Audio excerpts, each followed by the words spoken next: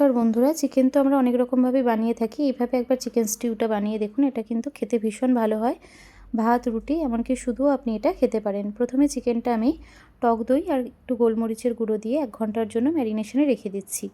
এবার কেটে নিচ্ছি বেশ কিছু সবজি, আলু, পেঁপে, গাজর, বিনস আর কয়েকটা কাঁচা লঙ্কা। নিয়ে নিয়েছি পেঁয়াজ কুচি, আদা রসুন বাটা। এবার কড়াইতে একটু বাটার দিয়ে আমি সমস্ত সবজিগুলো ভেজে নেব। রান্নাটা কিন্তু বাটারেই করেছি আমি, বাটারে করলেই ভালো হয়। এবার সবজিগুলো সমস্ত হালকা করে ফ্রাই করে নেওয়ার পর আরেকটু বাটার অ্যাড করে ওর মধ্যে গোটা গরম মশলা ফোড়ন, গোটা গোলমরিচ ফোড়ন আর একটা তেজপাতা দিয়ে আমি একটু পেঁয়াজগুলো হালকা করে ভেজে নেব। পেঁয়াজগুলো কিন্তু ডিপ ফ্রাই করব না।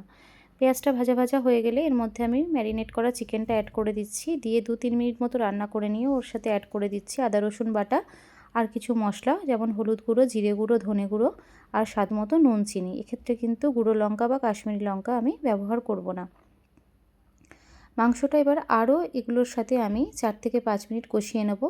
কষানো হয়ে গেছে মোটামুটি। এবার আমি এটা কিন্তু প্রেসার কুকারে দিয়ে দেবো। প্রেসার কুকারে মাংসটা তুলে দিয়ে সবজিগুলো যেগুলো ভেজে রেখেছিলাম সেগুলো দিয়ে পরিমাণ মতো একটু গরম জল অ্যাড করে আর 3-4টে কাঁচা লঙ্কা অ্যাড করে আমি প্রেসারের ঢাকাটা বন্ধ করে দিচ্ছি। আমি 2 থেকে 3টে সিটি দিয়ে নিয়েছি। প্রেসারের ঢাকাটা খুলে এবার আমি একটু গোলমরিচ আরও একটু বাটার অ্যাড করে দিচ্ছি। দিয়ে আমি ঠিক এইভাবে কিন্তু পরিবেশন করেছি। এই রান্নাটা কিন্তু বয়স্ক বাচ্চাদের আপনি দিয়ে দিতে পারেন, খুবই স্বাস্থ্যকর। আমার এই রান্নাটা কেমন লাগলো আজকের অবশ্যই কিন্তু লাইক কমেন্ট করে জানাবেন।